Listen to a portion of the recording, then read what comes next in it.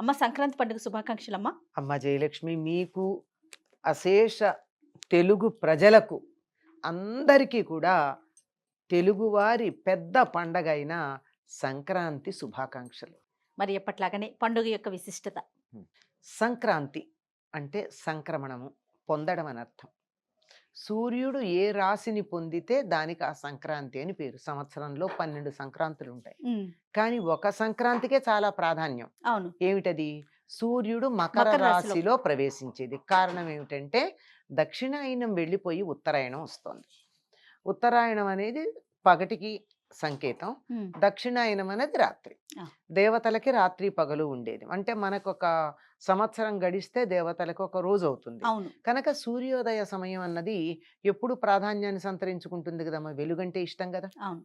అందులో అప్పటిదాకా చలి, అంతకుముందు వానలు, ఇవన్నీ అయిపోయి ఆహ్లాదకరమైనటువంటి వాతావరణంలో మనం ప్రవేశిస్తూ ఉంటాం గనక దీనికి చాలా ప్రాధాన్యం ఉంది. ఉత్తరాయణము. ఉమ్, సూర్యుడు ఉత్తర దిశగా ప్రయాణం చేయడం అనేది ఒక విషయమైతే, మన శరీరంలో ఉండేటటువంటి మన ఆత్మకి ఆత్మకారకుడు సూర్యుడు. అంటే ఒక జీవుడు సాధనాపరంగా ఉన్నత స్థితికి వెళ్ళడానికి తగినటువంటి కాలం ఉత్తర దిశగా, అంటే ఊర్ధ్వముఖంగా ప్రయాణం చేయడానికి అనుకూలించేటటువంటి సమయం ఉత్తరాయణం. ఉత్తరాయణం. అందువల్ల దానికి అంతటి ప్రాధాన్యం ఉందమ్మా. ఈ ఉత్తరాయణ పుణ్యకాలం ఈ రకంగా జ్యోతిశాస్త్రపరంగా, యోగశాస్త్రపరంగా ఇటువంటి ప్రాధాన్యం కలిగి ఉండడమే కాకుండా, ఇది పంటలన్నీ ఇంటికి వచ్చి అందరూ సంతోషంగా ఆనందంగా కడుపు నిండా తిని చేతి నిండా దానం చేసుకునేటంత కాలం అది. ఉమ్. తినటమే పల్లెటూళ్ళల్లో కాదు, ఆ? తినటమే కాదు, దానం. దానం కూడా. ఇప్పుడు పల్లెటూళ్ళల్లో చేత్తో ఇవ్వరమ్మా ఆ, ధాన్యం. ఈ సమయంలో గనక ఎవరు వచ్చినా కానీ అనేక మంది వస్తారు. భిక్షాటన జీవనోపాధిగా కలిగిన వాళ్ళు చాలా మంది ఉన్నారు మనకి. అవును. దాన్ని కూడా జీవనోపాధిగా మనం అంగీకరించాం. అవును. ఏదో నూనె కావళ్ళ వాళ్ళు, జంగం దేవర్లు, హరిదాసులు, విప్ర వినోదులు, ఇలా ఎంతమంది ఉన్నారో చెప్పలేం.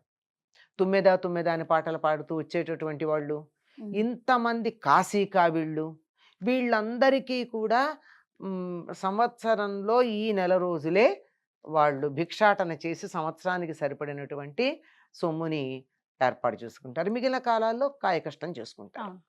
అటువంటిది ఎలా ఇస్తారు వాళ్ళకి దానాలు? ఇలా ఇవ్వరు, ఉమ్, చాటలతో ఇస్తారు. ఉమ్, మా చిన్నతనంలో అయితే మాకు కుంచాలు అడ్డలు ఉండేవి కదా.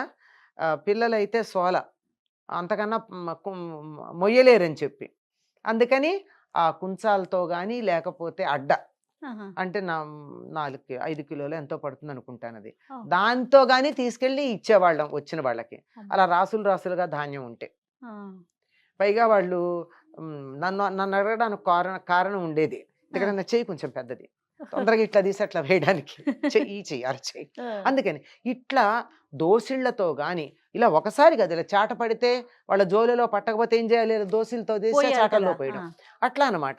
అట్లా ఇవ్వగలిగినంత, చేతి నిండా ఇవ్వగలిగినంత, ఆ, కడుపు నిండా తినగలిగినంత, మనసు నిండా ఆనందించగలిగినంతటి సమయం ఇది. ఉమ్, ఆనందం ఎందుకు అంటే, వానలు అయిపోయినాయి, ఆ, ఉమ్, చలి అయిపోయింది, ఇంకా ఎండలు రాలేదు, ఉమ్, చాలా ఆహ్లాదకరంగా ఉండేటటువంటి వాతావరణం. ఉమ్, అందుకని చాలా వేడుకగా జరుపుకునేది ఇది. ఈనాడు ఏం చేస్తారు అంటే, దీన్ని తప్పనిసరిగా కొత్త బియ్యం వస్తాయి. కొత్త బియ్యం అప్పుడే ఎక్కువ పశువులు ఈని పాలు బాగా ఉంటాయి, లేగంటి పాలు ఉంటాయి బాగా. ఉమ్, లేగంటి పాలతో బాగుంటుంది పరమాన్నం. అవును. పెరుగు కూడా రుచిగా ఉంటుంది, ఆరోగ్యం కాదు కానీ. ఆ, వెన్న నెయ్యి తరిపి పాలలో వచ్చిన రుచికి తేగంటి పాలే. అవును.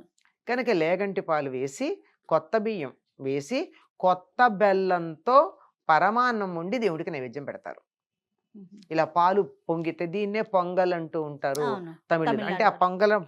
పొంగడానికే దానికి ప్రాధాన్యం. మనం కూడా పాలు పొంగిస్తాం. అవును. ఈ పాలు పొంగించుకుంటూ ఈ పొంగలి తయారు చేసి బొమ్మలకి నైవేద్యం పెట్టడం, ఆ తర్వాత ఇంట్లో లక్ష్మీనారాయణ పూజ చేసి దేవుడికి నైవేద్యం పెట్టడం. తప్పనిసరిగా కట్టె పొంగలి, ఈ పాలతో చేసిన పొంగలి, 2 పొంగళ్ళు ఈ సమయంలో నివేదన చేస్తాం ప్రధానంగా.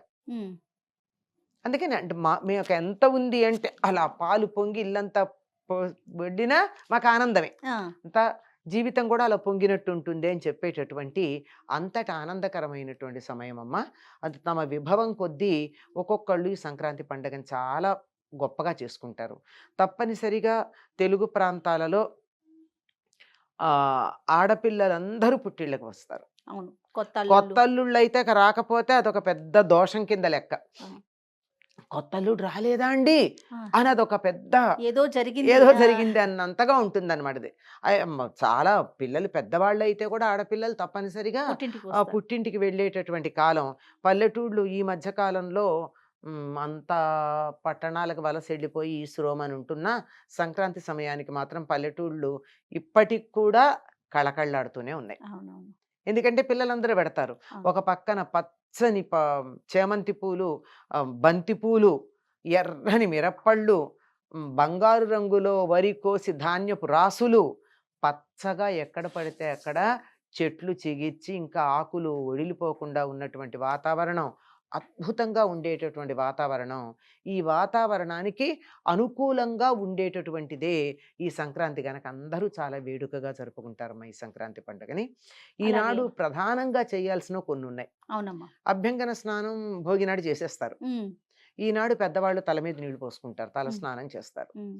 ఇది ఎందుకు చేస్తారు అంటే ఇది పెద్ద పండగ. హ్మ్. అంటే 4 రోజులు చేసుకునే పండగ. హ్మ్. 4 రోజులు చేసుకునే పండగే కాదు, అంతకుముందు నెల రోజులు చేసిన పండగ. అవును. పెద్ద ఎత్తున చేసే పండగ. అంటే మిగిలిన పండగల కన్నా ఎక్కువగా అంటే చేతిలో డబ్బున్నప్పుడు పండగ వైభవం ఎక్కువ ఉంటుంది. అవును. అంతగా కొత్త బట్టలు ఇట్లాంటివన్నీను. సంవత్సరంలో మొత్తం అంతా బట్టలు కొనుక్కోని వాళ్ళు కూడా సంక్రాంతికి తప్పనిసరిగా బట్టలు కొత్త బట్టలు కొనుక్కుంటారు. మా కొత్త కొనుక్కుంటారు. బట్టలు. అటువంటి చాలా వైభవంతో చేసుకునే పండగ. అంటే పెద్ద కాలం చేసుకునేది, పెద్ద ఎత్తున చేసుకునేది, వీటన్నిటిని మించి పెద్దల పెద్దల పండుగ. పండగ. అవునమ్మా. దక్షిణాయనం పితృయానం, హ్మ్. ఉత్తరాయణం దేవయానం. ఈ రోజుతో దక్షిణాయనం భోగినాడు పూర్తయిపోయింది. సంక్రాంతితో దేవయానం మొదలవుతూ ఉంది. అందుకని పితృదేవతలు తిరిగి వెడుతూ ఉంటారు కదా, వెళ్ళేటప్పుడు మళ్ళీ క్షేమంగా వెళ్ళమని, అంటే సుఖంగా వెళ్ళి మళ్ళీ వచ్చే ఏడాది వచ్చి తమను అనుగ్రహించమని పితృదేవతలను ఆరాధిస్తారు. హ్మ్. హ్మ్. ఆ పితృదేవతలే పెద్దలుగా మనకు చెప్తూ ఉంటారు. అవును. పెద్దలు పెద్దలని చెప్పింది చాలా విషయాల్లో పితృదేవతలకు పితృదేవతలే. సంబంధించింది. పితృదేవతల అనుగ్రహం గనక లేకపోయినట్టయితే అసలు ఈ జీవితంలో ఏ సుఖశాంతులు ఉండవమ్మా. చాలామంది దేవతలను పూజించాలనుకుంటారు కానీ అంతకన్నా ప్రధానం పితృదేవతలు. అంతే.